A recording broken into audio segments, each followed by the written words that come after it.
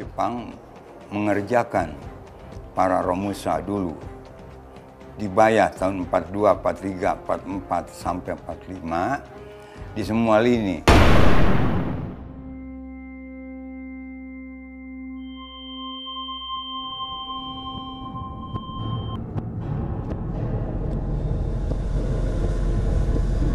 Perkataan saya, hancurkanlah bangsa kita, yaitu Inggris, Amerika.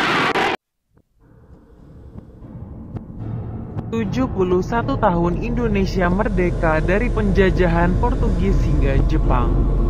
Banyak pahlawan-pahlawan yang rela mati untuk melawan para penjajah. Banyak sekali tindakan oleh penjajah kepada bangsa Indonesia. Salah satunya adalah kerja paksa Romusha. Romusha adalah tenaga kerja paksa pada masa pendudukan bala tentara Jepang.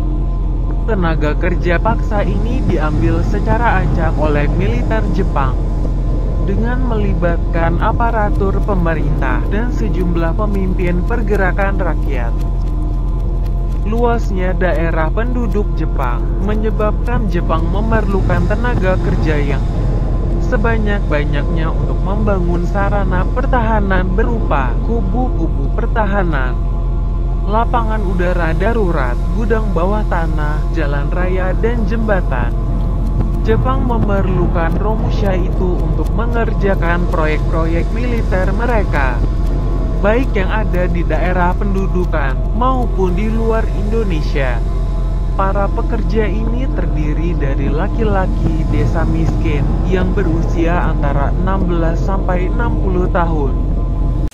Ambo dulu setahun sampai 42 dibawa oleh Jepang ke Sumatera Barat ini, yaitu ini sekolah kan.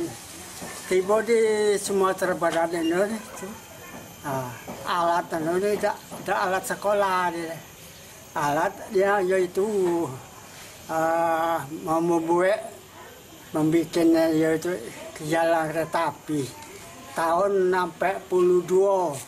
Tidak hanya di Indonesia saja, pekerja Romusha dipaksa untuk melakukan kerja di luar negara Indonesia, seperti di Burma, Muang Thai, Vietnam, Malaysia, dan Sarawak, dan pulau-pulau bagian timur. Dari kira-kira 500.000 orang yang dikirim kerja paksa, hanya sebagian kecil saja yang kembali setelah perang usai.